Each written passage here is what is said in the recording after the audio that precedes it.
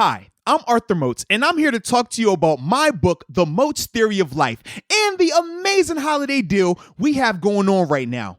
If you purchase a hardback book, you will receive a paperback copy half off as part of our holiday bundle. This book makes for a great gift for yourself or others and will leave you feeling inspired and impactful. So go to moatstheory.com right now and get your copy so you can start living a more fulfilled life.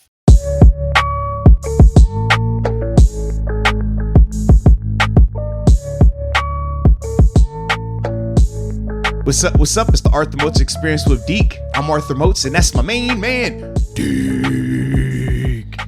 What's up, man? Man, you know what it is, baby. Another episode brought to you by DRAFTKINGS Sportsbook, America's top-rated sports booking app. Not only is it safe, but it is secure and reliable. And for all the first-time users out there, if you use the promo code MOATS, you will receive up to $1,000 in deposit bonus money. I just love that. I love that right there. Free money. So what are you waiting on? Download the app, use the promo code, and get an opportunity to make a little money. And we got an opportunity here to see definitely one, maybe two young up-and-coming quarterbacks for the Pittsburgh Steelers this week. Wait. Mm-hmm. Hold on. Mm-hmm. Wait, what'd you say, two? No, so we got one definitely, but potentially two. All right, so hold on. Because starting out with Mason, you could see Dobbs in the second half. Oh, really? Yes. Where did you hear this? Really? Okay, that's interesting. I'm throwing it out there, bro. I thought you were saying, so that's just even if Mason's playing good. Yeah. Okay, because I thought you were making the joke of like, oh man, it's back to last year. We're gonna see back and forth with the quarterbacks. Evaluation time, baby. Evaluation. This is a big time game for Mason. No, I get it. Yeah, I mean, it's big for Dobbs if he gets that opportunity, but it's massive for Mason though. This is the one where you talk about an audition, you talk about keeping your job, your job for the long term. Yeah. This is one of those games. We talked about Charlie, right? Remember Charlie came on when we did the interview with him a week ago. And he talked about this. He said that's the difference with some of these backup quarterbacks that maybe last a couple of years versus a guy like Charlie who lasted, 15 years in the NFL doing that. Say, man, you got to come in and show it every time when you get these opportunities to play, regardless if it's because of injury or in this scenario, we're resting a player before the playoffs. You have to come in and make sure the offense moves. You have to come in and make sure that there isn't this drastic drop off where everybody is like freaking out and doesn't have any type of confidence in you. It's going to see how Mason responds to that, though. But the reason why I say it still is big for him because, number one, we talked about the $41 million, right? And even though we have our beliefs in terms of how the Steelers will handle it, a big part of that will be how Mason looks come Sunday. If Mason comes out there and looks great, they're going to feel a little bit less pressure to go out and find somebody, right? If he goes out there and he's looking just absolutely terrible, well, now they feel as if, man, they don't have anybody in-house. And that's going to make them be a lot more aggressive. Man, it sounds like you might be rooting for Mason this weekend, huh? What do you mean? Mason does well, they won't get a quarterback in here. All right, come on down, Mason. I'm with you. I like it. Big Mason fan this weekend. Like Mason is that stable backup now where I don't have to worry about it at all. You've seen enough of Mason that it's no threat to Ben. I wasn't even thinking about this. But it's like if he comes out here and does well, and not only does well, but you think about this, he leads this team to victory. That essentially would knock the Browns out of the playoffs, right? They're in that type of situation where they have to win. So you if you're Mason, you can do that. You can knock them out and make yourself a ton of money because now you're going to have your spot solidified. While for Deke, he never has to worry about the pressure of them asking for the backup, to come in there and replace Ben. I think it's a win-win for you, man. I'm saying. That just can't. As we were just talking, it just popped like, oh, Deke would love this. Yeah, because I'm telling you right now that it didn't even really cross my mind. I was more thinking of, wow, Mason coming in as a backup and beating the Browns. Like, how like full circle and funny would that be, knocking them out of the playoffs? That's what I was thinking. But yeah, I guess it even gets deeper than that here. Mm-hmm.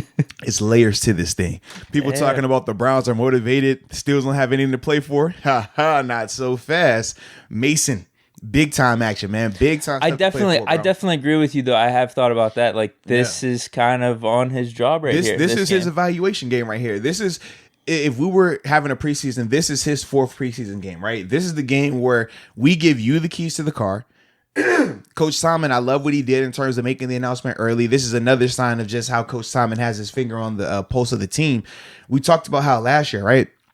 Different circumstances surrounding it. He wasn't too keen on just naming starters between Mason and Duck. Remember, they would kind of flipping guys middle of the game like it's nothing. Yeah, and then he would sometimes wait until the end of the week to even announce who the starter was. Different way to handle it, right? Because obviously the media pressure, 2 young guys getting these opportunities was different. This year, though, what did he do? He announces Mason as a starter early. I think it was Monday or Tuesday. He said Mason's going to be a starting guy. And he does that because this is Mason's mock week, right? This is the week where you say, you know what? Ben isn't even on the roster. What would we do as an offense to formulate a plan of success if Mason was our quarterback? And we're going to start that way. We're going to start the week that way. We're not going to do the whole Ben, get out there, get your reps, Ben, and then we throw Mason there on Sunday. No. Treat this as if this is Mason's team this week. And I love that because it gives Mason the confidence going into the game. He doesn't have to worry about, man, am I even going to see the field? Am I not getting into the second half? Man, are they formulating a plan for Ben and I got to try to make it work for me? No. All of those questions are answered for him. Now he can just simply focus on football. And I do think we will see a better version of him. At least I'm hoping so, because a lot of factors are pointing to that in terms of having the full gamut of offense. Still got your defense out there, along with the fact that you're going to have a full week of practice, not what we saw in Dallas where you're sitting for 2 quarters, then the random, jump in there real quick and throw this pass.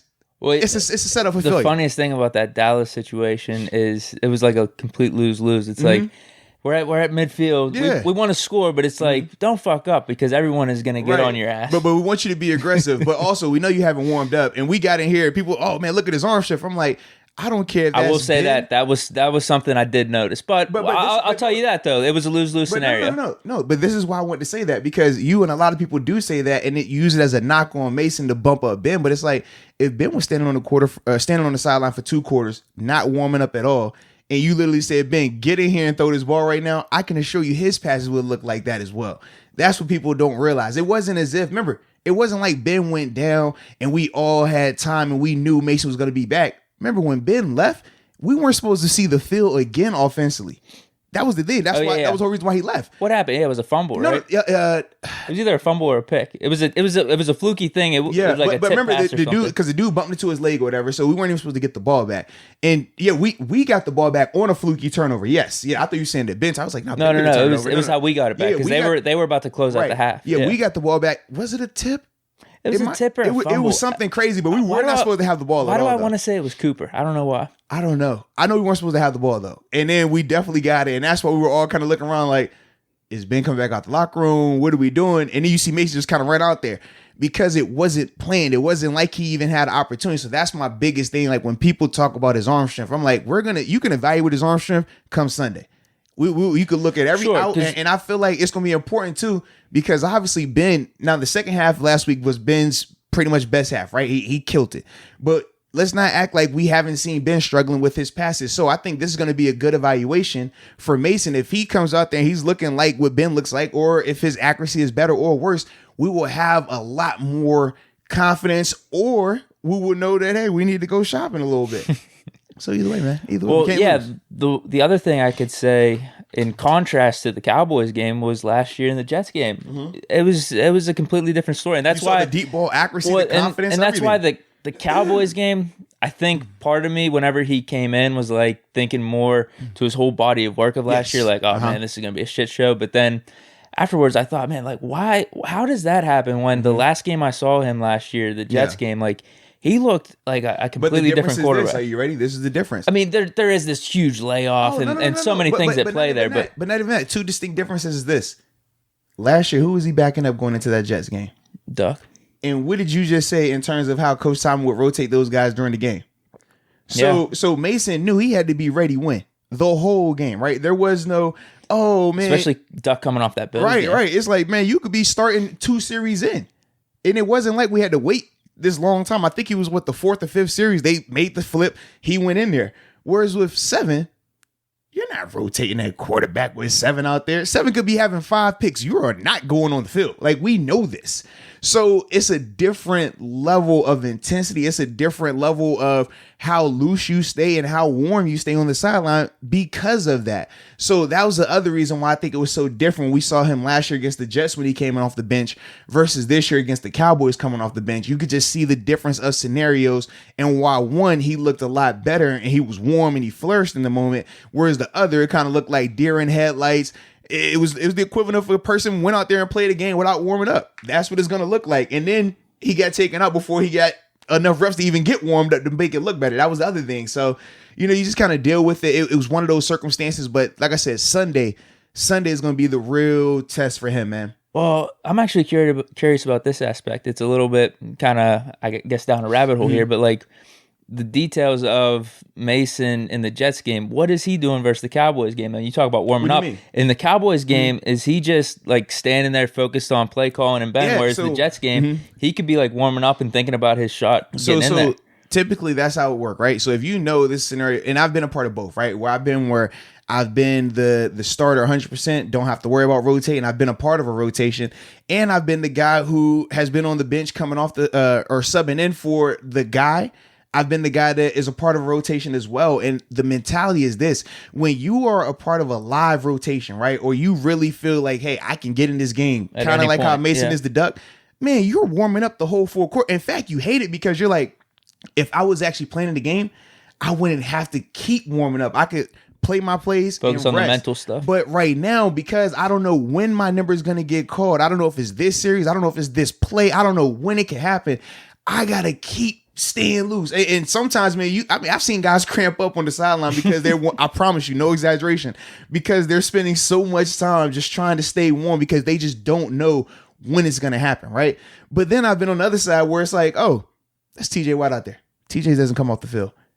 So, yeah, you go over there, you want for a little while, and then you're like, bro, this dude doesn't come off the field. What are we doing here? You stay loose enough, but you know for a fact, your whole job is, TJ, you good?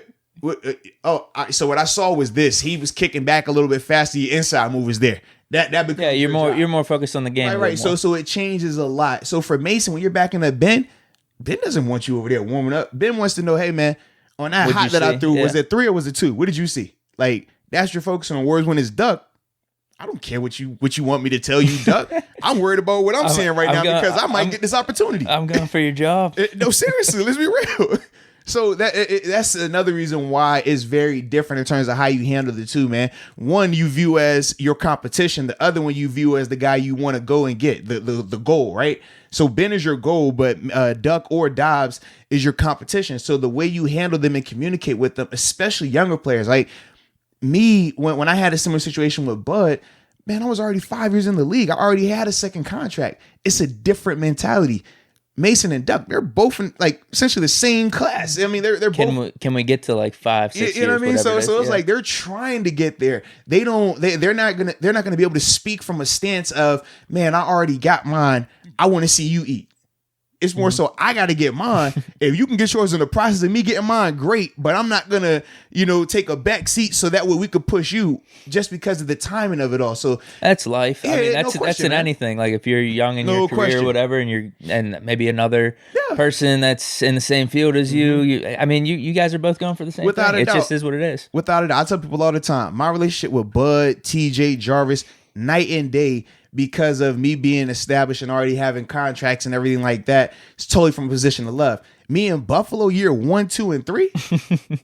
I mean, we were vibing, but you always hear me talk about, man, we were so much more tighter in Pittsburgh. Because for me in Buffalo, I was always viewing it as dog eat dog. I'm viewing it as we all sharks and I got to get mine. You know what I mean? Whereas in Pittsburgh, it's like, no. It's more mafia. We family. We all do this together here. You know what I mean? Like if you eat, I eat, we eat, So it just changes your perspective. But everyone has, like you said, the human nature element of it. And everyone feels secure at different stages. So right now, those guys in terms of Mason and the younger quarterbacks, they're just not at that stage yet. So this is kind of what you have to deal with a little bit, man. 100%. Yeah. All right, so what do we got here? Do we want to piggyback off that a little bit? Like, what are you expecting from Mason? What's the game plan that you talked about? Absolutely, I'm excited. I do think that the offensive play calling, right, in terms of what we saw with Mason a year ago, in terms of how we would say, man, sometimes it was very conservative, or even Mason not wanting to take shots downfield. Remember the whole debate of Randy saying that, man, we're drawing up plays for Mason to throw it downfield. He just has to take the shot.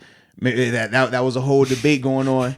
Yeah. You see the difference in how you handle your quarterbacks too, right? No. The funniest thing is, well, actually, I don't know. I don't think I think I've been pretty consistent in not ripping on Fichtner. Am I wrong on that? No, yeah, absolutely. I threw it in my last rant, but it is what it is. But no, that's kind of the interesting thing with last year with him is that, man, there were a lot of like just conservative play call. It was just a bunch of checkdowns and stuff like that. But in his whole thing, but then the Jets game, like I kind of mentioned earlier. Yeah, but I just remember when that was being brought up and it was addressed to Randy because they said, man, why don't you take the handcuffs off of Mason and let him throw it downfield?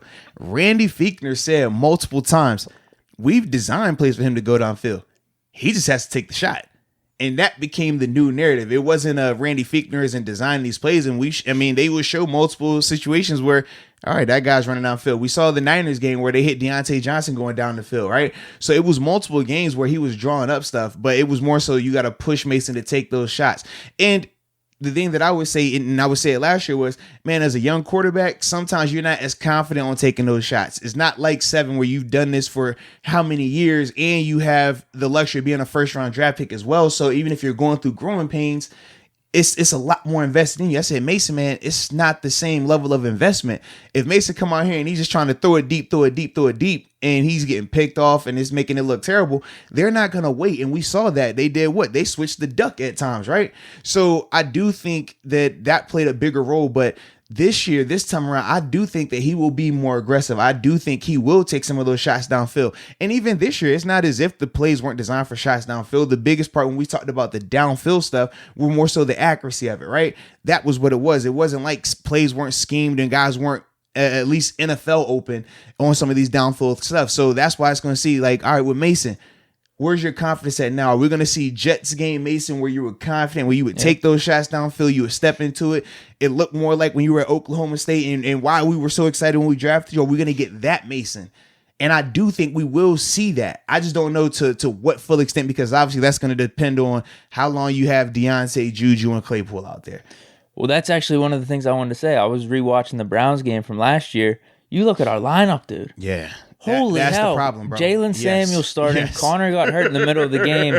I mean, there were some passes to Tevin Jones in there. Mm-hmm. James Washington. Juju got hurt in the middle of the game. Vance McDonald was our number 1 tight end. Yes, bro. So it was bad. That should help him a little bit. It was bad. I mean, having our 4 receivers now, Ebron in there. That was a Thursday game. It was on a short week, too. Yeah. Yeah, man. I'm not saying, because we were at that game. Mason definitely played bad, but that doesn't help. But think about this: the part that made his game so bad was the two picks to Joe Schobert during the Tampa 2, right? We talked about it was like he could not see the linebacker. He threw it right to him. Yeah, every time he threw it right to him, and that was the part that really made a performance that if you take away the turnovers, you're like, okay.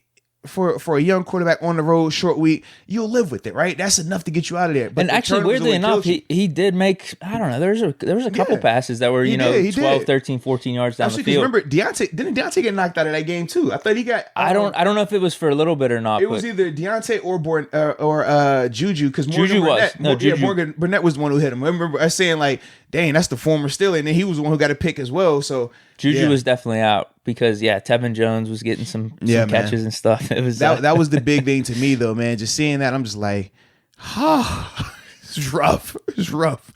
But this time around, he should have, at least early on, the full gamut of offense. Coach Simon has said multiple times now, they're not treating it like a preseason game. They want the guys preparing and going out there. I do think that we're not going to see the guys in terms of like TJ, Pouncey, Minka. We're not going to see them long.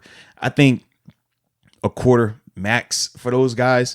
But just them being out there. TJ get an extra sack or two, really solidify that. Well, decoy. That's kind of what we were talking about. We were like, man, if you're TJ, are you asking to get a little bit more of an extended opportunity? Because we know, as much as in Pittsburgh, we want to say it's locked up, right? We feel like in Pittsburgh it is. But we even saw how last year, as much as we were pushing it and thinking that was going to be a similar case, how the voters, I think he still was third in the voting, right? So this is going to be the scenario where it's like, all right, for TJ, this could be a game where he goes out there, if he gets opportunity and gets, 1 or 2 more sacks, could solidify it. You need a splash play, right? Because Aaron Donald on the other side, he's going to be out there for 4 quarters. They're going to be motivated. They have to win to get in. So they're going to be playing very much inspired ball. And we all know that the voters do not care in terms of when they're looking at the end of the year for the vote. They're not going to say, well, TJ, he only played, 1 quarter of that game. He was resting right here. No. They're going to look at those numbers and say, well, man, he got 15 sacks. This dude got 16 sacks. He did it from a 3-tech. He did it from outside. And that's kind of how they're going to roll with it. So I do think that's something to play into it. But what's more important right now? That's the other question. I was right? going to say, I wonder how much he cares, though, because every interview you hear from him, he's like, I really don't care. I just care about winning. You know why he says that, though. Come on now. What do you mean? It's just the thing you're supposed to say? So if he comes out and says, yeah, I want that award bad, I'm hunting it. What are we going to say? Come on, man. That's why I always laugh. It's like we fans and media, we get on players. We're like, bro, man, like, tell the truth. And then the person tell the truth. You be like, God, you really think like that? Why would you do that? Hence the reason why you always you just think about in your personal life, right? How many people you know that are truly that humble? I'm talking to the point where regardless of how much success they could be having, they could be all worried. They're always going to be, man, I ain't really worried about it. I don't really want that. It's cool. No, like, you feel good. You want to feel good about yourself. You want to talk about it, even right? if you're saying that, you're saying it just for face value. That's it. But genuinely, like, bro, hell yeah, I feel good. I'm happy about that, right? So with TJ, his brother has a couple. Yeah. So of course he won. Like, let's be real. Of course it's a big deal, man. You talk about catching your bigger brother. You cannot pass JJ if you don't get multiple Defense Player of the Year awards. It's that simple as that, cut and dry. You will never be viewed bigger than JJ without that. He knows that. Get one of those and get some rings. That helps your case. Absolutely, man. But this is right now one of his best opportunities to win it. The problem is you still have a tight race with the Aaron Donald, who is going to get that opportunity this weekend. So that's why I do think it could be a case where TJ might talk to Coach T like, yo, man, hey, bro, I need a quarter. I would love 2. If you give me 2 and I get this and we get this depot, I give you a discount on the back end this offseason. What's good? I don't know if it works that way. Isn't it the opposite? You get that depot and your price tag goes up. I'm just saying, because right now Coach T has control of him getting on the field in this 4th game or not. That's the thing. So if Coach T, what's more important to him, the bragging rights of having it, or maybe just a little bit extra like for cash? Coach T, for example, Coach T could say, well, you know what? We know we got negotiations. We know if he wins depot, that tag goes up even more. We got to pay him. So you're not even dressing now. I mean, how many times have you heard it, right? Oh, this player is close to his bonus. Oh, they took him out the game. Oh, this player only needed 7 more yards to get that escalator. Oh, they rested him. They took him out. Oh, man, he's on a heater. He's about to break a record. Oh, no. Hey, game's over. Don't worry about it. Get over here. So don't act like we haven't seen these leagues happen before, man. Management is very strategic. That's all I'm going to say. Management, they do a great job. You know how many players you talk about, like, getting vested, right? We always hear, the NFL's retirement package and stuff. Man, to get the retirement package, they have it listed at 3 years, 3 games. Essentially, you got to get to the 3rd game of your 4th year. I've seen guys get 2 games in that 4th year and not dress again. And it's like, oh, wash my hands. Hey, baby, we're going to make a move this offseason. Now, you're not clear. You didn't get the qualifications, so no retirement package for you. Wasn't enough production this season from man, you. I only played 2 games. It hurts me. It hurts to do it, but this is what it is now. Yeah, they will do some janky stuff. So that's why I said if I'm TJ, I might come in there like, hey, look, baby, you help me, I'll help you. Okay? You help me, I'll help you. Behind the scenes. You never know what the hell's going on. We more on Mason then? Yeah, I don't even know how we got into TJ. No, because we were just talking about who's going to be out there. Okay. Yeah, but in terms of Mason, man, like I said, the reason I think he will play a lot better. Number one, he's going to have the full week of practice, full week of confidence, and organizational support behind him, which is huge, right? You're not getting subbed in on the fly. You're not getting the leftovers of somebody else's game plan. So I think that's going to be critical. But this is also an evaluation for Randy Fichtner and Matt Canada as well. As much as we're talking about Mason, as much as we're talking about his job security and long-term wise, let's not act like Randy Fichtner and Matt Canada aren't in the same boat. More so Randy, just because he has the title of offensive coordinator. This is going to be a game where he's going to need to show that he can be creative, that he can formulate a plan for a quarterback not named Seven, right? Because when Seven's your quarterback, we said when Seven gets hot, it doesn't matter who's out there. It doesn't matter who's the coordinator. When he goes, he goes. But for a younger guy like Mason, how do you formulate a plan for him? What are you going to do to minimize his exposure to the negative and to maximize his exposure to the things that he does really well? What are you going to do that? That's what I'm going to be interested to see. And that's going to be the big evaluation on Randy Fichtner and his job security going forward. If he can formulate a creative plan, a situation where Mason comes out and looks good and we can see that, okay, it wasn't scheme, it was drops, it was accuracy, then, man, you feel a lot more confident about Randy.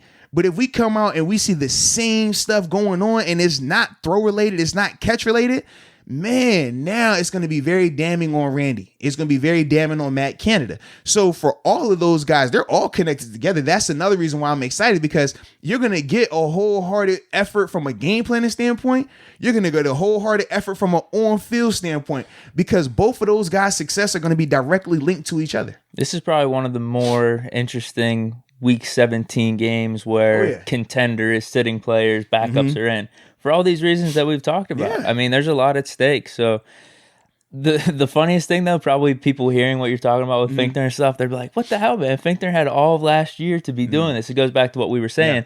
But I do think, you have time in between that, and now you have another opportunity to prove some of the things that you were talking about. That's what makes it like, man, this is gonna be interesting to watch, actually. And remember this, when you talk about he had all last year to do that, he technically didn't, because last year they were trying to do it on the fly. It wasn't as if, hey, everything is situated, we're good. No, they were game planning to win games.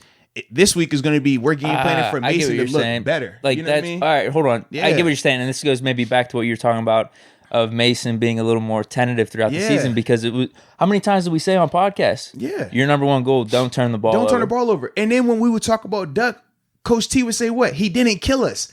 It was never, I want to see you be more aggressive. It was never, I want you to open the offense up more. It was never that. It was, we're going to play great defense. We're going to play great special teams. Don't turn this ball over on offense. That was the mentality. So I get what you're saying. So when you talk about Randy's play calling a year ago, it wasn't designed for Mason to look good. It was designed for Mason not to get you beat.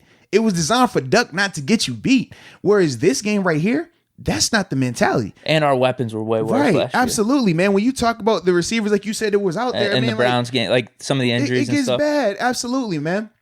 So that's why this time around, that's not the mindset. That's not the mentality. This time is, you need to showcase what you can do. Mason, showcase. I need to see you throw that dagger. I need to see you step into your throws and throw these deep ins and deep outs. I want to see that deep ball accuracy, the connection to James Washington. I want to see that. If I'm Randy, I want to see shifts in motions. I want to see you being aggressive with your calls. I want to see you switching up the tempo. I want to see you aggressive if it's 3rd and 1, 4th and 1. I want to see that. This is the game for that. Last year, that wasn't the place. Last year, us sitting at 8-5, we never once said it was because of quarterback play. We said, man, this defense is going nuts. This defense is creating so many turnovers. They're scoring on defense. Minkah Fitzpatrick running back a touchdown against the Colts. Like, we're winning in all these other ways. Never related to the quarterback. Whereas this week is going to be solely, we're focusing on you. We want to see how you perform. Not with the training wheels on, not with we're going to control the climate for you. No. We're throwing you out in the wild. Are you coming back with the mink, or are you going to be somebody's food? That's what we're going to see right now. I mean, it's the truth. Like, how you going to come back? You wearing the skins on you? Like that's what I want to see. Put the big boy fur on you, or you going to be somebody's dinner tonight, man. What type of scenario do you see Dobbs getting in? If Mason's playing really well, do they just stick with him the whole game? This is the thing from the things that I've heard is more so kind of like what we said with the starters, right? The A guys. I don't know the full, number in terms of snap count, but that's the mindset they want to kind of operate with in terms of, we want to see him for X amount. And then if we can, we want to get to this guy as well, because they want to evaluate him. They haven't had a chance to evaluate any of those guys to that extent. So that's the biggest reason why. Yeah. But the problem is, you just don't know how the flow is going to go. Obviously, things could change. But that has been some of the things that I've been hearing, though. Okay. Interesting. Yeah. What do we got? Anything else on offense? Is the running game going to get established? No. What I wanted to ask you was, because we talked about it earlier, right, in terms of sitting and starting. But now that we know, okay, right now, from Coach Tomlin, Ben is the only one that's not going to be out there. Everybody else is going to get opportunity. How you feel about James Conner? Should we sit him? Do you want him getting a ton of touches, ton of opportunities? It's weird. I mean, it goes back to kind of what we said about the whole team last week. You'd like to just see something to go into the playoffs, some momentum, but I'd rather him just be healthy as well. And that's kind of my priority. Especially with James. Man, he did look good last week. Maybe he could be one of those players that has a weird playoff run just because he is healthy. And now that you know it's do or die, he might be able to go off and just like really go at it. Where as opposed to a regular season, you're thinking about, man, am I going to be good for the end of the season? Am I going to be good next game if I really go out on this one and get banged up a little bit? Yeah. Whereas playoffs, it's one game or done. I don't know if that has anything to do with it, but I think it's. But what if it's one and not done though? What? What if it's one and not done though? I don't think you can have that mentality in the playoffs. You definitely can't. I'm gonna save him for next week. No. You better play. I don't care if it rips off. You better play. So I think it's the same case with James as what I said with the whole team. I prefer health, but I could see someone thinking, man, I'd like to see what James got. Can we get some momentum going into the playoffs? Yeah. For me, man, I'm still with you. I'm torn, bro. James, we know how impactful he is when he's healthy, when he is playing. It's crazy when he is playing when he's playing to the level he's capable of. I do feel there is a distinct difference between him and the other running backs. The problem is because we don't see it happen enough, you don't know how much better he is than the other guys, right? Because, man, 1 week he looks good, 1 week he looks like he fell off the face of the earth, then he's hurt. So when you have all those things, you just don't really know what to expect. But for James, man, I don't want to have him out there.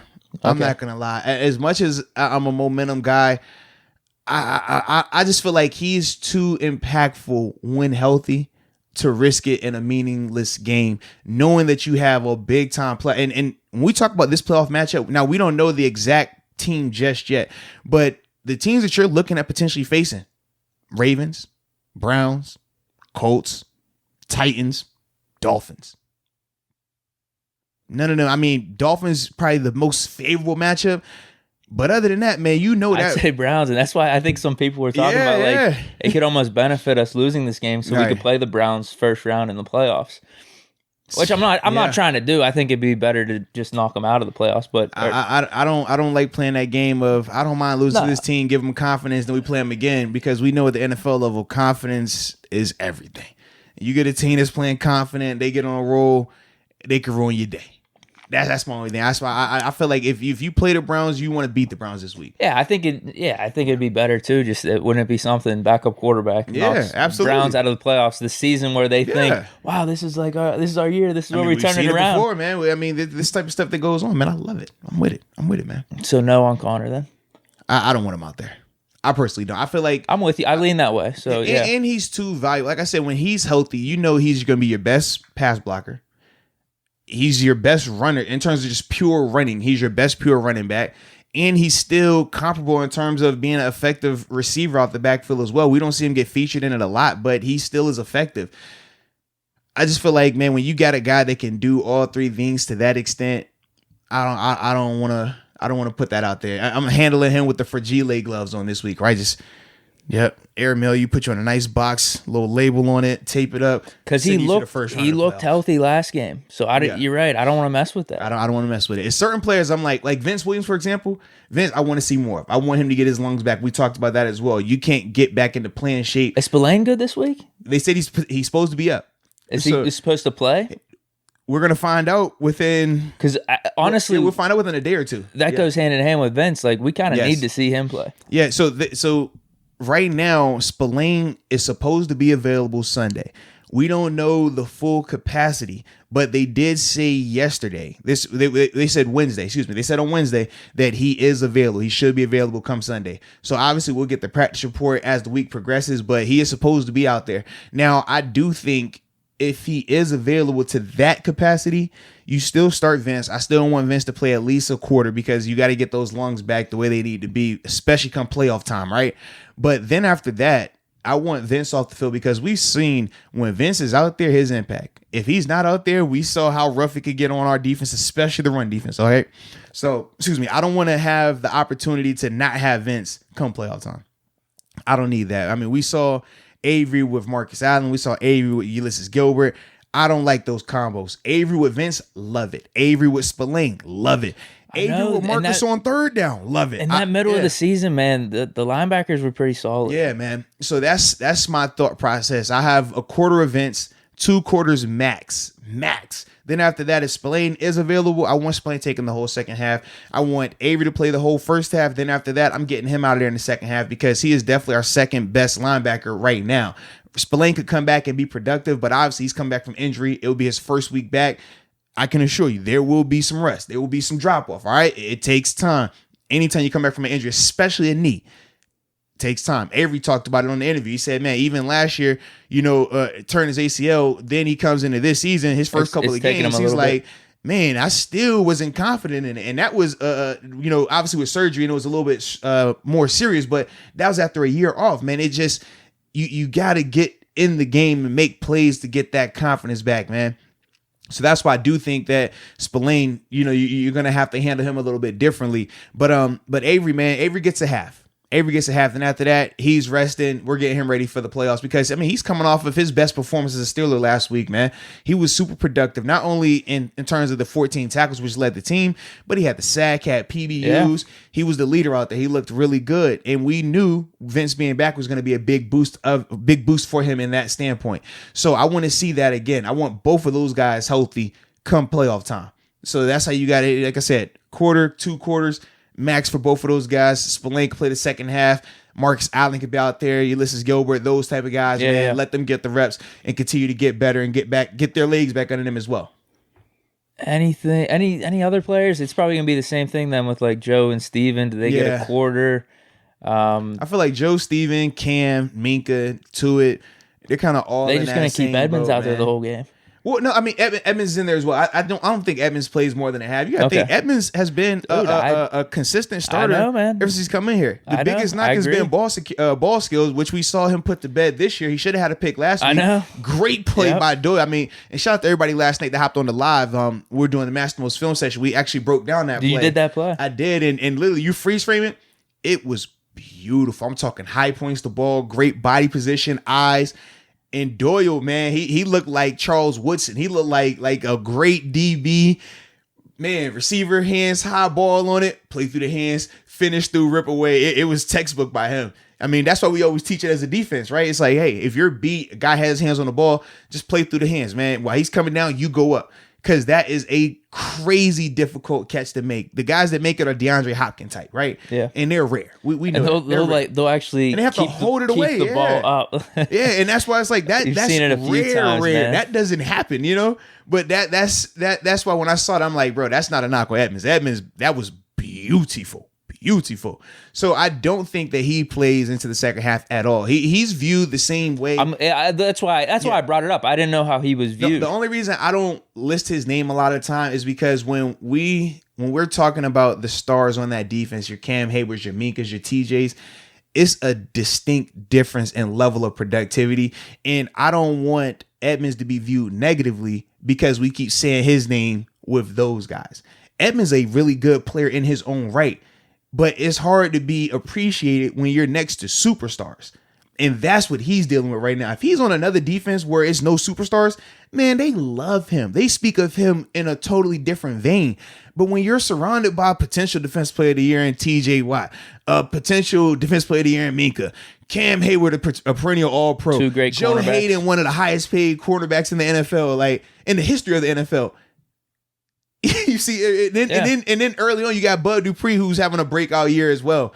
It's hard to get talked about. You look at Evans, you're like, it's just Evans. He don't create no interceptions. He don't create no PBUs. It's like, dude, it's 100+ tackle guy, multiple PBU guy, never out of position. His mental errors are few and far in between. Like, but I can only maybe think of 2 or 3 this year, Matt. Right. But that's the thing, man. It's like because he's surrounded by the talent he's surrounded by, he gets viewed negatively. So that's why for me, anytime you hear me speak of the defense, I speak of him separately. I never want to include him with those guys because of that. So that's the thing. But I do think he doesn't play more than a half tops. Okay. Yeah, because we've talked about it, or at least both of us, how underrated he's been this whole season. No question, man. I don't know. It's probably just how it's going to be. Most of our guys. I guess what I want to know is from you, how would you handle your wide receivers? Because I feel like O-line, the wide receivers are different. I think Pouncey DeCastro, you're going to get them out super early just because of the age of them and the amount of football they've played, right? But with these receivers, they're young. Claypool's a rookie. Deontay's in his second year, but has struggled. He went through a little span, right, where he was really down in the dumps. Now he's starting to get out of it. Outside of Juju, which of these guys do you feel confident saying, hey, I can sit them, they're mature enough, and they're ready for next week? I personally don't know right now. I think maybe James Washington. Who would you put in? But that's the thing. Because that's the thing. I'm like, okay, if you take out one, James Washington can come in. You can have Ray McCloud. So those are two guys. So which two would you sit? Juju, I think, is one because of obviously his experience and his relationship with Ben in terms of being that safety blanket. Then from there, I'm leaning towards Deontay, but I want Deontay out there because I feel like he needs to keep this rhythm going. I know, yeah. Like these last two games, right, catching everything. James Washington hasn't had enough productivity to not play. He's gonna want to play, so he needs to be out there. Claypool, he's in another situation where, man, you could do something special as a rookie, man. You probably won't win Office Rookie of the Year, but in terms of the amount of touchdowns you could score, in terms of the amount of things you could do in Pittsburgh, yeah, you want to be out there for that. He's not. It's no way. Hell no. Yeah, not Jefferson or Herbert or Herbert. Either one of them. I'm. Who you going? I like Justin. I'm good with either. I don't like quarterbacks always winning the awards, so that's for me. That's why, bro. I was mad last year when we said it should have been Jacobs. They gave it to Murray. I'm like, all right, don't do this to me again. If it would have been Burrow, okay, cool, I got you. But it's Herbert. Listen, dude, don't do me that. Like the seasons that both of them have had, I'm good with either one. Even though I do think Herbert was more impressive this year to me than Murray last year. Oh, yeah, easily. I just started. I ain't know how y'all felt. Well, I'm just. I think I feel a little more impressive, man. Default, I think Murray was the best rookie quarterback just by default. But then the situation he got thrown into as well too was crazy. So, then you got to think though, Jacobs didn't have the year that Jefferson had this year. Correct. Yeah, not today. No. Jefferson. Well, he would maybe have put up even better numbers. He was hurt for like 3 or 4 games, so that's kind of what killed him. But yeah, I just think the top. What do you want to say? The top contenders for Rookie of the Year. Yeah, it's a 2-horse race, man. Well, even from last year to this year is kind of drastic. The level of it. Yeah, the two candidates. Like if it was Herbert last year, easily. No brainer. Jefferson last year, easily. No brainer, absolutely. Yeah, I'm with you on that, without a doubt. So that's why. Yeah, I think it's tough.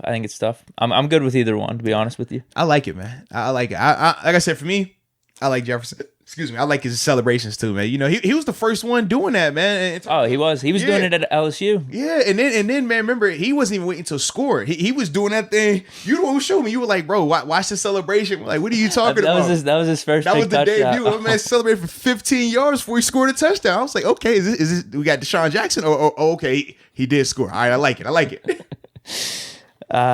I'm kind of with you, man, on the receivers. I just don't really know what you do because there is a part of it. It's like it's football. You play. You're there for your team. You do what you got to do.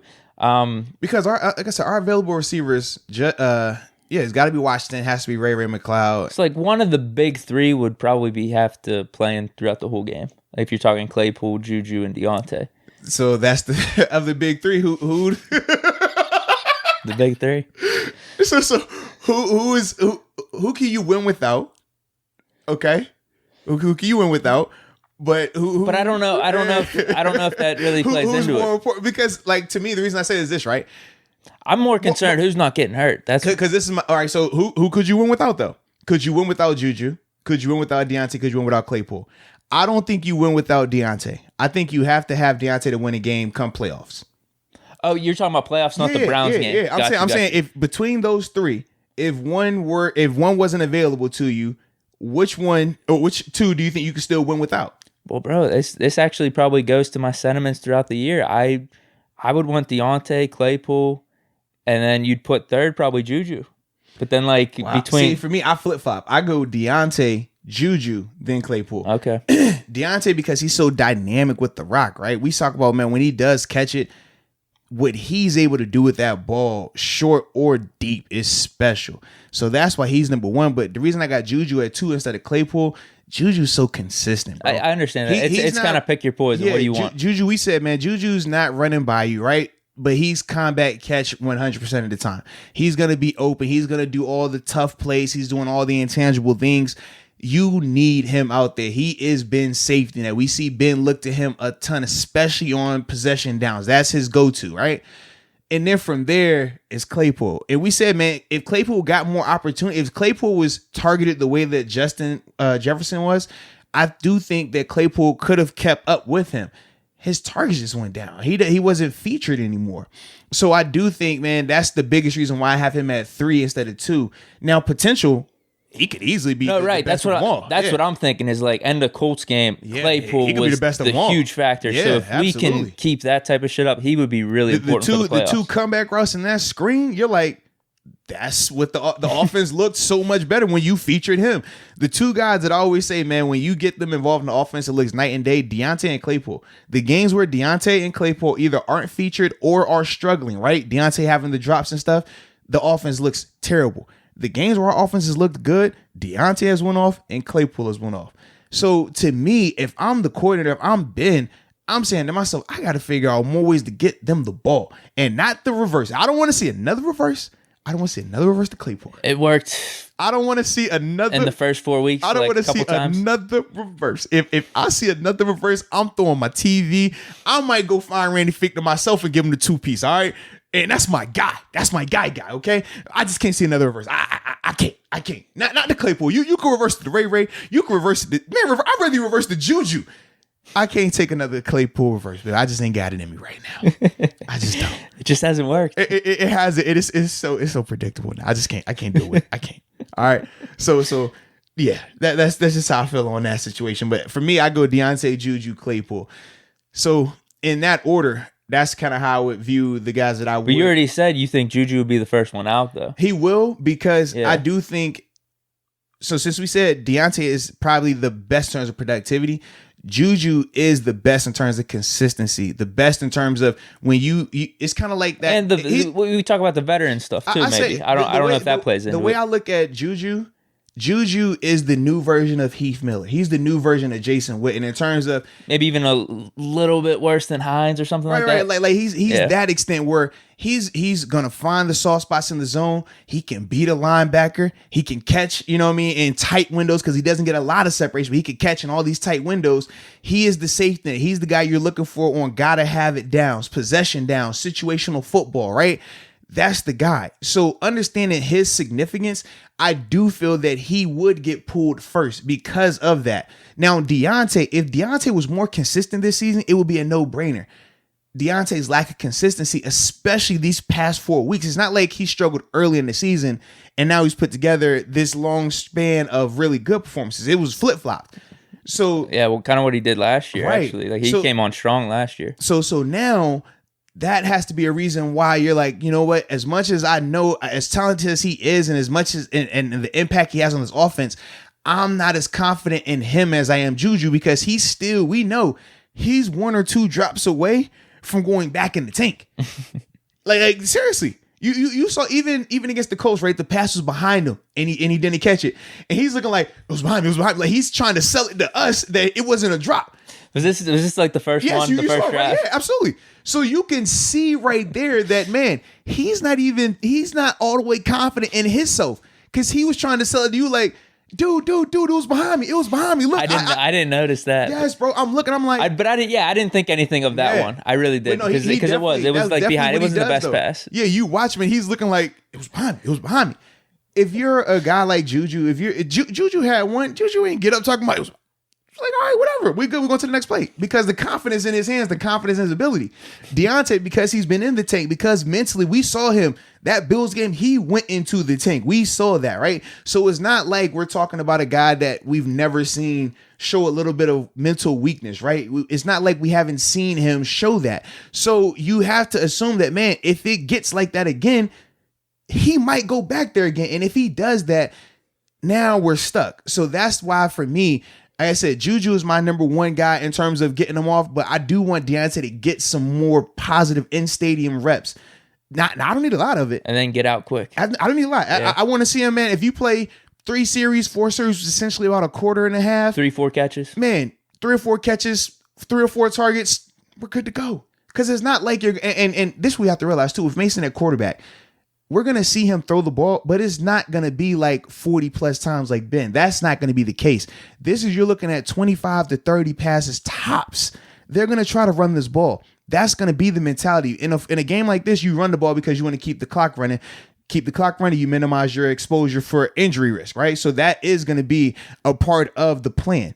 But they are going to take shots. So for Mason, it's not even like you're going to have a ton of opportunities to throw the ball. So Deontay, you might be out there for a couple of series and only get one target, only get 2 targets. I just want to see you catch the ones that you're supposed to catch. Yeah. Catch what you're supposed to catch. That's it, man. But keep the confidence. Don't give me the if you drop it or if it hits your hand, but it's a bad throw and you're like freaking out, pointing the finger. It wasn't me. You're good, bro. We believe in you. You believe in you. That's all you need to do. You believe in yourself because we believe in you. We know how your impact is, baby. So, yeah. We have anything else for the offense? Man, I feel like we've been kind of crossing over offense and defense a little bit, but all right, that was good though. I mean, I was good. Anyway, yeah, I was gonna say like any more keys for offense or anything like that. I don't know. I think we're solid on offense. I think we're solid. Yeah. What'd you have for defense, man? Anything? It's weird. It's weird. I love when you started like that. Because Baker's been playing good. Let's be real. They have he struggled last week to an extent, but right. I'm kind of tossing last week out just because they didn't have the receivers and all that. You have 4 of your receivers gone, 3 of them being starters. On top of that, bro, like that was bad, bro. So that's why I'm kind of tossing it out. So he's played good, and actually all 3 of their receivers have played pretty good. With Odell being hurt and stuff, you have Jarvis Landry, Higgins, and Peoples-Jones. So there's that, because their running game, I would say, hasn't been exactly what it was earlier in the season, but Baker has made up for it with his play. The running game's been effective enough. Now I could say also they've had some people in and out of the lineup, the offensive line. Remember, even last week, tackle, he was dealing with COVID, so that has factored into that. I think they're getting Teller back and Wells back. Yeah, but Treader is questionable. And no, right now they got Wyatt Teller, the right tackle. Yeah, the right guard is out. The center and the right tackle, J.C. Treader and Jack Conklin, they're both listed as questionable right now. Okay. Yeah. Well, am I right? I think they may get Teller back this week. Yeah, because right now they have him listed as out, but he could potentially come back. Obviously, this is when ESPN does their practice report is always a day behind. You know what I mean? Yeah, so it could definitely be the case. So I can say all these good things because, maybe their offensive line and their running game, it's Colts light in a way, and we saw what the Colts did against us in the first half. It gave us some troubles. I could say all this stuff. I just don't believe, dude. I don't believe them doing anything against our defense. I just feel like we have their number. Baker and their offense, like even when they were hot with their running game earlier in the season, we did the preview podcast. We were like, man, if they start running the ball against us, it could be trouble, but we have a good run defense, so I'm going to bet on us, and that's just how I feel about this game too.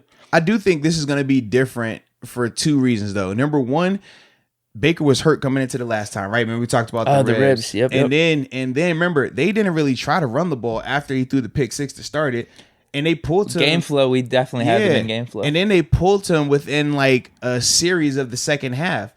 I think this time around we will see a more focused effort on running the ball and getting some of that play action. The stuff that we talked about, what they've done well, we've talked about, it's based off of the run game. I do think they're going to come out, and try to establish that a little bit more.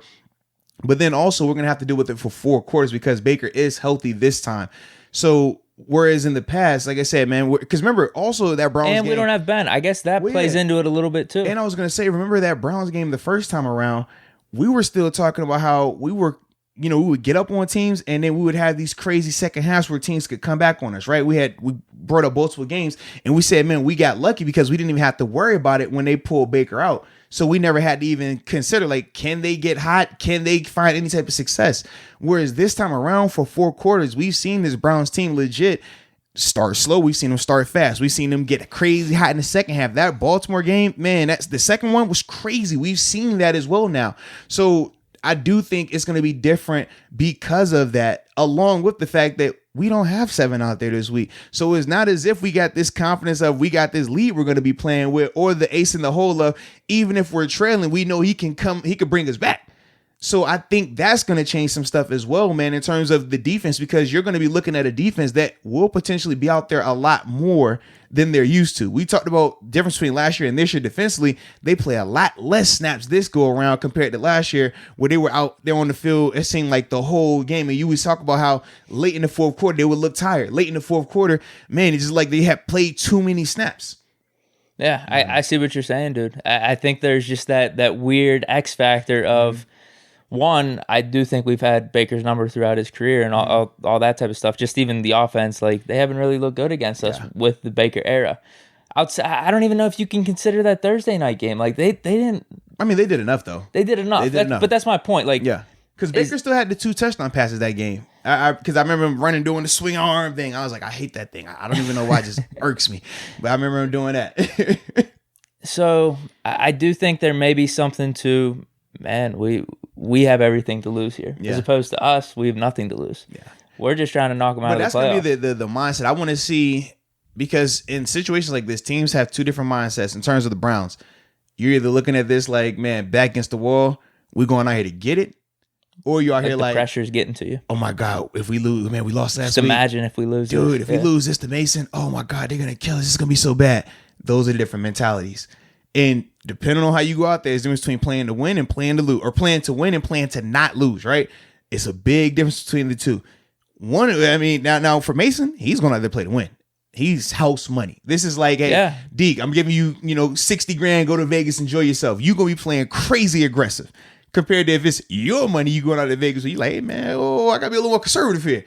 I think Mason will play like that. He's gonna be a lot free, just being who he is. I'm ready to see how the Browns react to that, because we haven't seen them in this scenario. They have not been in this scenario where it's all the chips are pushed to the middle of the table. You have to perform. We have not seen it. It's gonna be interesting though. The biggest thing for me that I want to watch on defense though, Avery Williamson versus Nick Chubb and Kareem Hunt. I want to see, can Avery continue being the short tackler? He's put together a couple of really impressive tackling performances, right? I want to see that continue. And this is going to be a good test for him because both of those backs are good.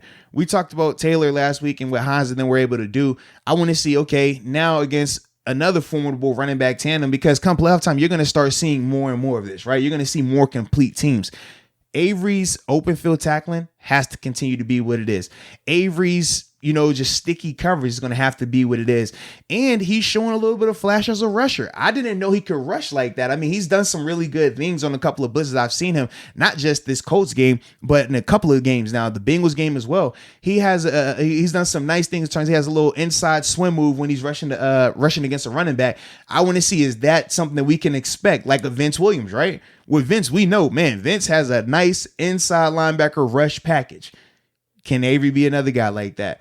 So that's another thing that I'll be looking to see with Avery, man. Can you continue that type of productivity? Because we're going to need you. You're going to be one of the focal points of that defense, you alongside Vince Williams. Come playoffs, if we have a run, it's going to be because you're being productive on the inside of that and making sure teams can't run the ball on us, forcing teams to be one-dimensional. If we're struggling in that department because of you, then we don't have a chance. So, yeah, interesting. Do we have anything else? Oh, man. Is it time for that? Predictions? Is it time? It might be, dude. Oh man, yeah. I guess it is. Yeah, I guess it is time, huh? All right, so I asked. I mean, you're in an interesting spot here. Yeah. So I asked. I told even last night. I'm the one playing with house money. You're good. Last night I was on the live and I was asking the people. I said, man, so for those that don't know, 2 things happened last week that haven't happened at all this season. Number 1, I picked against the team for the first time. It got us off a 3-game losing streak. It got us off of a nasty first half and we were able to come back. Actually, 3 things I did differently, okay? So first thing, like I said, I picked against the team. Okay. And we won. The second thing was this. I usually have a straw hat, right? A nice little I had to switch the hat. I went with my winter hat, has a little strings on it with the thing. Yep. That also got us off the snot, okay? You didn't wear that for the other games. No. The other games I was still wearing the straw hat. Even when we were losing, I was still wearing the hat. Oh man! Thinking that it was going to reverse the momentum, like, we can come back, and it didn't work. So I switched the hat. Okay. That was the second thing that worked. Okay. Then the third thing was this. I said, I don't care about what other media responsibilities I have. I'm going to do this watch party in the second half, and I did that as well. Yep. Because in the past, it's like, okay, if I had a watch party, if I had something to do with the Steelers prior, I wouldn't do a watch party during that 3-game span, right? So it was like, all right, that was another thing that kind of factored into it. But now it's like, those are the 3 things that I did, and it worked. So now I have to ask myself, because in a similar scenario, again, I have a Steelers watch party in the first half. So I'm like, usually I don't double dip. Usually if it's Steelers, I'm Steelers only. I don't tap into mine. But I'm like, all right, do I double dip this week as well? Then I'm like, do I wear the hat as well? And do I pick against the team as well? because I don't want to waste the energy. You're coming around to these watch parties, huh? I ain't gonna lie, I'm loving them. I'm loving You're them, vibing, bro. huh? I'm loving them. I'm loving them because I get that vibe of, man, being able to just communicate in person, and it's low key like a bootleg version of color commentary because a play happens. They ask me, hey man, what was the thought process? Or what was that? And I'm able to just break it down and tell them. And that's, you already know, that's one of my big passions. That's something that I like, the dream job. That's my dream job, right? Being color commentary, man. Dude, maybe you putting it out there. You know, you never know. You never know who's listening here. You're right. You never know. But for me, that's like my big like end goal. Like I want to reach that level and then obviously be the best at it. So when I'm doing the watch parties, I'm like, dang, I kind of feel like I'm doing that anyways. But I like it a little bit more because it's like, man, these are like, they are here for us. Like, it's not like I'm a Falcons fan and a Colts fan. I don't really care who's talking. It's like, no. You're tuning in because you want to hear it, or you want to hear these thoughts. You know what I mean? So that's the part. So I'm like, I do like that. But I need to know, man, do I stick with my 3 things this week, or do I just treat this as a bye week and airmail those 3? Like, we can still do the watch party and stuff. I don't mind the watch party. I still want to do that. But we could airmail the hat. We could airmail the picking against them. We could just wait until playoffs for that. That's what I'm trying. Or is it? Wow. Or do I have to stay consistent? Or does that mess it up? Right. Yeah. Wow. So that's my dilemma, man. And I've asked everyone, and everyone's been 50-50 when I read the comments on it. When I think on it, I've talked to my wife about it. It's rough. I started to flip a coin. Problem is, my coin's double-sided. Yeah. Oh, so you already know. I create my own luck, baby. All right. Let's hear it. Then.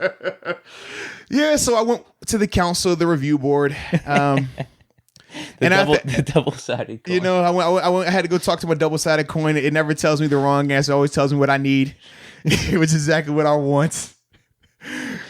And I got to keep it going, baby. Whoa. All right, so without further ado, the hat will be making another appearance this week. The watch party in the second half will be making another appearance this week. And I'm taking the Cleveland Browns this week. Give me Baker Mayfield over the Pittsburgh Steelers 24-17. Let's go. God, I hope I'm wrong again. Well, I got a similar score, but it's flipped again. Okay. Basically, I got 21-17 Steelers. I think Mason plays good enough. I don't know. I don't know if we get the running game established. I didn't even give you my how we're going to get one of our touchdowns, though. Oh, okay. Yeah. Because usually you give all your picks, right? Yeah. You got it out your window? Yeah, let's hear it. I got some hot for us this week. Okay. I got some hot for us this week. I got a Benny Snell touchdown. Okay. I have a James Washington touchdown. Okay. I got a Ray McCloud return touchdown. Wait, hold on. We only have 17 though, right? Is that what you said? 24-17. Oh, I'm sure. I'm thinking about me having the 24. I flipped it. Yeah. 24-17. But you know what? McCloud has a good return? No. It gets tripped up. Good return. Not scoring this week. James Washington, Benny Snell scores. Yes, that's the field goal play. Boom, there we go. Big return either way by Ray. Big return by Ray. It's going to happen this week. Big return. Like you're just thinking, man, it's week 17 one time, but he's this season isn't for you. He's not scoring. Not in the regular season. He won't score it in the regular season. We're saving it for the regular. All right, we're saving it for postseason. Whoa. He will have a big return this week. He will do that. Okay. That's going to happen. 17 points for us, though. Benny Snell's going to score. James Washington's scoring. I got us, bro. I got us. All right. That's how it happens. Field goal set up off the big return. Good back and forth. Mason will look good. Not great. He'll look good. It'll put us a little bit at ease. Put it like that. Like we won't feel the pressure of we got to draft a guy early. We got to sign a guy early. I was going to say, is that going to be the hot topic next week? Yeah, is Mason the backup going forward? Correct. Okay. That'll be the conversation. It'll be, were you confident enough in Mason's performance that we don't need another guy next year? You can roll with the 41 with Ben and then look to bring somebody of a little higher pedigree in. I think that'll be the conversation afterwards. All right. I'm just throwing it out there. Okay. I'm throwing it out there. Okay. That'll be the conversation along with we got the Ravens again. I'm calling it. That's the team we're going to be playing. All right. I'm just throwing it out there. I'm feeling one right now. Can I get on one right now? You got me up here. It's early in the morning. I'm on one. All right. So that's the other part, all right? You know, I think we all know it's happening. We're playing Baltimore. I think we all know it's happening. All right, it's going to be Baltimore. I'm just throwing it out there. That's my energy, all right? Match it. You know, the rivalry. Absolutely, how the season played out with us in the scheduling.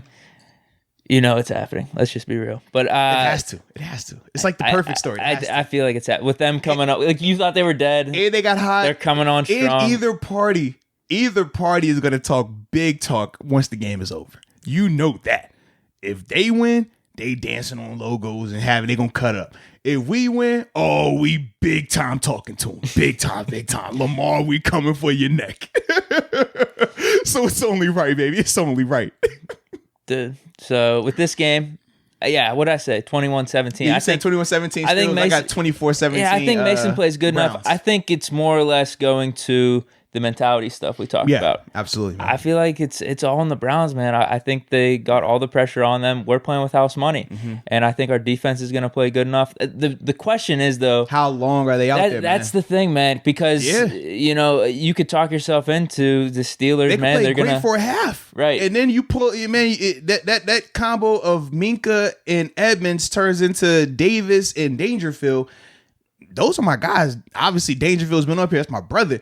But it's a drop-off between Minka and Edmonds compared to Davis and Dangerfield. So, even if we're up 7 points going into half. You go from Joe and Steven at your starting corners to Cam Sutton and Justin Lane as your starting corners. You go from TJ and Highsmith as your edge rushers to Cassius Marsh and Highsmith, or Cassius Marsh and J-Ron Elliott or somebody like that. Like, you could just see how it could go from, all right, we're confident, it looks good, to, all right, now we ain't got enough. Like we were running out of we went from the buck shots to now we shooting little cap bullets. But I don't think if that happens, I don't think it'll be like a depressing vibe. I think it'll be like the starters, like, oh man, let's go, no, like cheering them on and stuff. And like I said, the house money vibe. But this is my thing, right? But how long does that last? How long? I was gonna tell you. Think about this. We've cheered crazy hard for Mason and Duck at Hinesfield last year.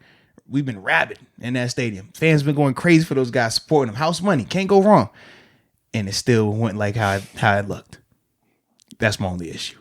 I'm like, we could cheer, the guys, Ben could cheer Mason on the back and pat him as much as he wants. I'm thinking when the starters come out, like at halftime or something. Yeah. I don't know. There could just be some momentum. We're winning this game. Yo, keep it up. Let's knock these guys out of the playoffs. That's all. I'm with you on that. I'm with you on the mentality. It's like a vibe thing. It's all based off the vibes. I just feel like, and this goes back to Ben last week, right? When they talked about the halftime speech he gave and why it worked last week versus other weeks. The speech at halftime is just the spark. That's all it is, just the spark. Now you got to go out there and execute, and that's what creates the fire. But you got to have the spark. That's all the halftime conversation is. So even that, I'm like, that's the spark, sure. But who's going to provide the flames? Who's going to give us that? And that's what I'm looking around. And that's 100% fair. If we're sitting a bunch of guys in the second half. When you drop off from Ben to Mason, and then you talk about some of the receivers that could or not be out there, and then we talked about the O-line. Defense. Think about the O-line already, right? And how we said, man, sometimes they've struggled in a big way this season, and sometimes they look good. Now you're going to have backups in that standpoint as well. It's not going to be the best scenario come second half. Whereas on the flip side, the Browns are still going to have their foot on the pedal. The Browns are still going to be out there fully loaded. Myles Garrett is going to be rushing off that edge regardless if it's Al Villanueva or you out there at tackle. He's still coming off that edge. So as much as we believe in ourselves and we believe in this, and Al might pat you in the back and say, hey, man, go out there, bro. You got this. I'm at quarterback, right? I'm at quarterback. All right, yeah. We went for the Gipper Moats. I got you, baby. Call me Rudy after this. Okay? And then Myles Garrett come and blast me. He destroying you for the next 2 quarters. Yeah. Baker to hit a shot on one of our corners deep. Like, come on, man. We're actually playing both ways. Right. Now me and you at safety. You talking about get off the hash, boy. We stuck. I can't make it. So that's yeah. But it's all good, though. It's all good. How much time do we have? Do we have one for this crazy hypothetical? Because this actually plays into me playing football. Yeah, we're good. Let's do it. What do you think will be harder for the average Joe? We had this conversation a couple months ago, me and my friends, and it was huge debate. Stopping Jason Witten, or just any above average tight end from getting 100 yards in an NFL game, all 4 quarters, or hitting a pitch from Clayton Kershaw. I feel like the Jason Witten, for me, it's impossible for me to stop him for 100 yards. The Clayton Kershaw, a 0.01% chance I close my eyes and I can hit the ball. Nah, bruh. You're not closing your eyes and hitting Clayton Kershaw. Wait, how am I stopping Jason Witten from getting 100 yards? Though? I could teach you how to do that in the course of a game. Dude, seriously. I can't tackle him though. No. But seriously, you don't even have to tackle. That's the thing. Knowing Jason Witten, because this is the thing, I know Jason Witten, I know his route. So Jason Witten, he's only running a stop, he's running an in, he's running an out. He's not taking you vertical. He doesn't have that speed. Honestly, y'all, no exaggeration. No way. No, seriously. This is so interesting. Yeah, no exaggeration. Y'all are probably, he's faster than you, but I can assure you it's a lot closer than what you really think it is. Like, for a fact, it's closer. So for me, if I'm teaching you to guard him, I'm telling you, man, you're lining up at 5 yards inside linebacker depth, okay? Ball snaps, I just want you popping your feet. Don't move. Pop your feet, stay square. His whole MO, he wants to create contact. He's going to run directly in you. So once he runs and bumps you, he's going to try to turn around. All you're going to do, treat it like basketball, like you're in the post. You give a little ground, but I want you playing over the top. You don't have to tackle him. You're just aiming for the ball. But your aiming point is his hands. So even though you might not be able to catch, as soon as he throws his ball, it's enough time. It's way easier for you to hit this ball as a PBU than it'll be for you to hit that 100 that's coming off this pitch. Man, you won't even see that ball. I can assure you, man, him throwing that ball 100, you're not going to see that thing, man. You might not even get your swing off closing your eyes. Like, seriously. It doesn't even have to be 100. It could be a curveball or something. You're not going to get your swing off, bro. You're not going to see it. Whereas with football, the biggest part that's going to suck for you is the physical part.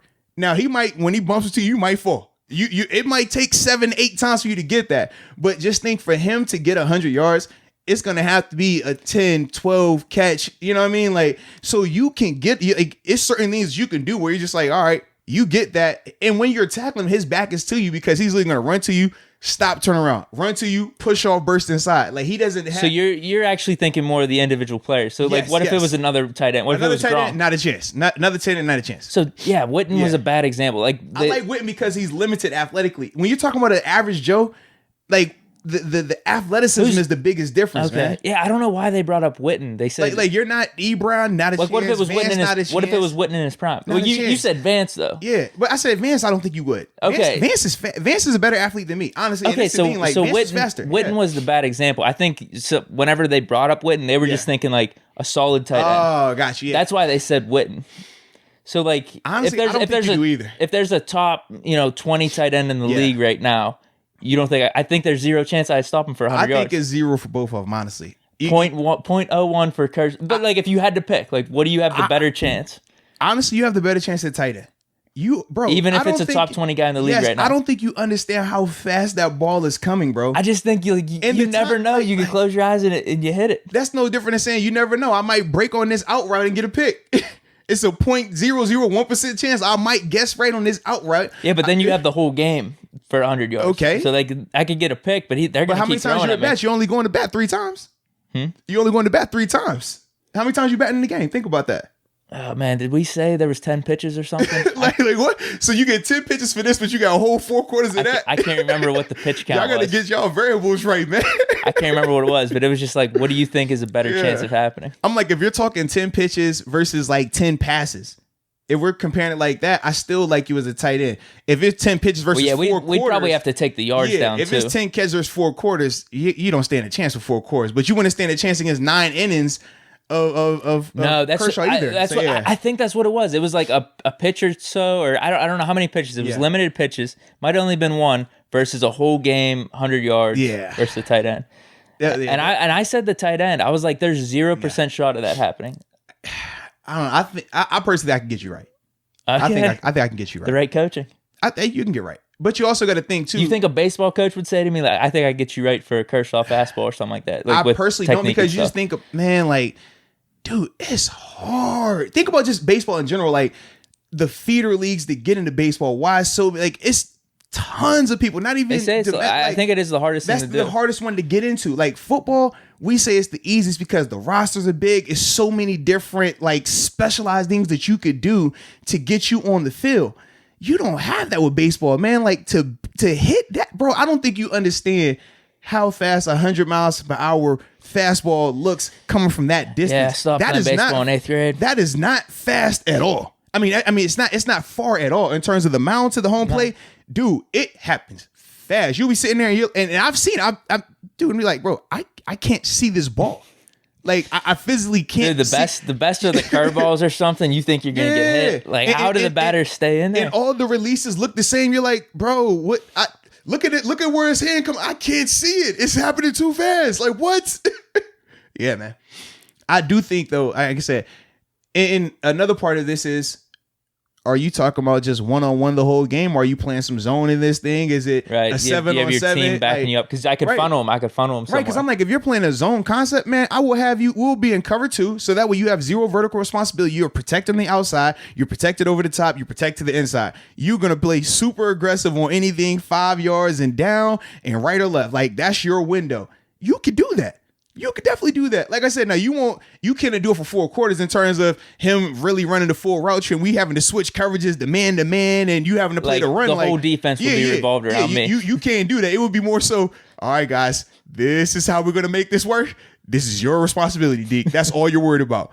We could get out of it, though. That's all I'm saying. We could get out of it. And you might surprise me. You might be able to run a little bit better. I'm like, all right, we might throw a little 2-man in there, double the stars. That's what we call it, 2-man, where you got your 2 safeties up top, everybody else man-to-man. But we say double the stars because in red zone or situational downs, instead of the safeties playing over top, you're going to do a hard double on a particular player, a guy that we say is a star. So whoever you're guarding is the star that week, all right? So every play will be double the star. I don't know if my mental toughness could hold up, because they could probably they'll probably throw some running plays right at me just to get me like, oh, dude, this guy ain't in it for the long haul physically. Yeah, man. And then they'll start hitting me with the pass. Yeah. So that's my only thing. I'm like, I need to know the full context, because coming up to the mound to play, to just swing it, you don't really have a lot of responsibility. It's not even like you get on base. We're just simply saying, could you hit it? We're not saying, can you get on base? That's like, can you make the PBU or can you make the tackle? Like, it's kind of night and day, between you just hitting the ball to knock it down versus you actually finishing the play. So are you talking about hitting the ball and getting the base? Or are you just talking about, I made contact? Just hitting the ball. Because you can make contact and it still be out. I mean, we've seen that before as well, right? No, it's literally just hitting the ball. Just like getting it in play. That's all. It's not about out or not. Even you trying to bunt, I still don't see it happening, bro. The whole thing is, it's like, you definitely want to take a bunt. Not coming at 100. You're not taking that bunt. Not a chance. Not a chance. So, yeah, my thing is, I think it's 0%, but if I had to lean one way, I think there's the 0.01% chance of hitting the ball. That's my thing. But I loved your answer, though, because I didn't even think of any of this stuff. Bro. It was just like, I don't think I can cover anybody in the NFL. Like, there's no way. Yeah, but I think... I think if it was like a college player or someone that used to play in high school or something, I think maybe. The thing is, when we talk about covering, we always think of just one-on-one. We think of man-to-man. So, for me, when I think of you, I say you're not a man-to-man guy. I'm probably better in zone. Yeah, you're a zone guy. Yeah. So my job as coordinator is to put you in the best position to be successful, minimize the damage. So the only time you're in man-to-man is if you're on the backside of a formation where you are not in the action. If they go there, they have to try to highlight you, and they're only going to get 2 times before I make an adjustment. I already got an adjustment for that as well. But that's how I'm handling you, man. Okay. Yeah.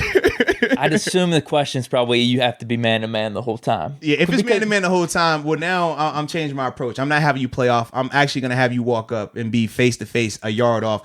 Because you could have me man-to-man, but like the rest of the defense zone or something like that, right? But what I would do, though, I would have you at like face-to-face, like press coverage, because you getting hands on him is going to disrupt his timing. You getting hands on him is going to minimize the athletic disadvantage. Blow me off the line. But no, think about this. Him blowing you off the line, what does that do for him? It's still going to slow his release down. Okay. If he runs you over, you're actually taught this. If you're getting ran over, you're taught to trip their legs, right? So when you're getting ran over, you fall on your back, you let the guy go and you just flail and he's going to trip on you. So even then, you're still good. It's all going to be within 5 yards. I could do some of the little things, huh?